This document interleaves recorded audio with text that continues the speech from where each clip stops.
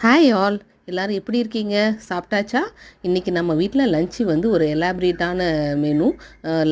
வெஜ்ஜும் non veg ரெண்டுமே செஞ்சுருக்கோம். So அதுதான் உங்கள் கூட ஷேர் பண்ணிக்கிறேன்.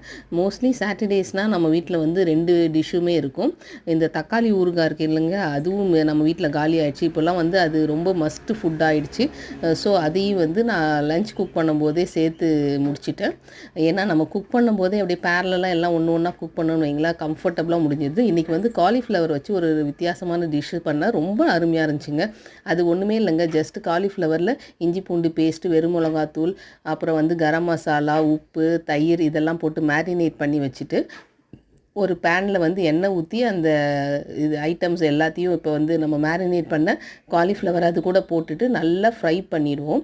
இது வந்து நல்லா கிறிஸ்பியாக ஃப்ரை ஆனதுக்கப்புறம் கடைசியாக வந்து கருவேப்பிலையும் கார்ன் இல்லைங்களா, அந்த ஸ்வீட் கார்ன் அதையும் போட்டு எடுத்து இறக்கி நம்ம வந்து சாப்பிட்டோன்னு வைங்களா, அருமையாக இருக்குது. இது வந்து கண்டிப்பாக ட்ரை பண்ணி பாருங்கள், சூப்பரான டிஷ்ஷாக இருக்குது.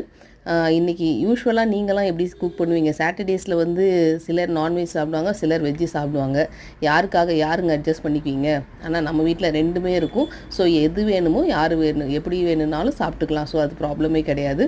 இன்றைக்கி ஜஸ்ட்டு எல்லாமே சிம்பிளான இது எறா கிரேவி, ஃபிஷ்ஷு குழம்பு, ஃபிஷ்ஷு ஃப்ரையி, அது மாதிரி தாங்க இன்றைக்கி நான்வெஜ்ஜில். சீ ஃபுட் இன்றைக்கி ஃபுல்லாக சீ ஃபுட். அது கூட வந்து கீரையும் காலிஃப்ளவரும்.